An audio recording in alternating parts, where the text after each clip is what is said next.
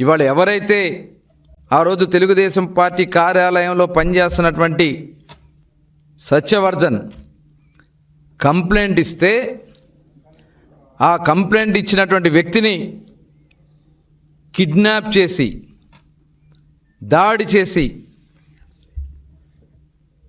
సొంతంగా ఆయన కారులోనే ఎక్కించుకుని ఆ ఫుటేజ్లన్నీ ఉన్నాయి. ఒకసారి ఆ ఫుటేజ్ కూడా ప్లే చేయండి. వంశీ గారు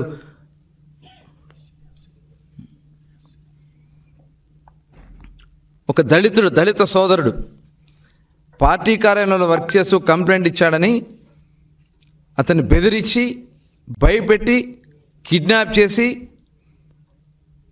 అతను కేసును వాపసు తీసుకునేలాగా చేసింది వాస్తవం కదా? అందుట్లో ఉంది మీరు కాదా? ఆ చేతులు మడత పెట్టుకుని అక్కడ నుంచున్న అతని వ్యక్తులు సత్యవర్ధన్ కాదా? అతను ఎదురుగా ఉండి బెదిరిస్తుంది మీరు కాదా? అది మీ ఇంటి దగ్గర ఉన్నటువంటి లిఫ్ట్ కాదా?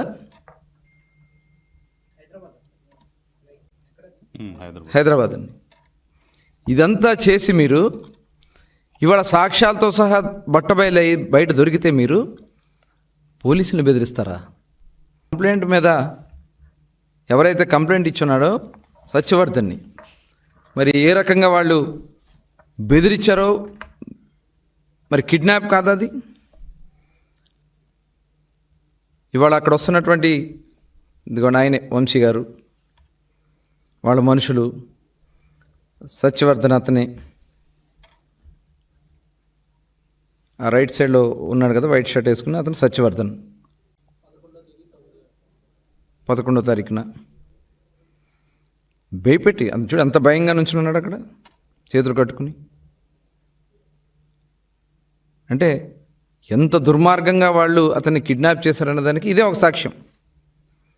ఇవన్నీ విజువల్స్ అన్నీ క్లియర్గా ఉంటే ఆ కేసులో పోలీస్ అధికారులు విచారణ చేసి అతన్ని అరెస్ట్ చేస్తే జగన్మోహన్ రెడ్డి ఏం మాట్లాడుతూ ఉన్నారు?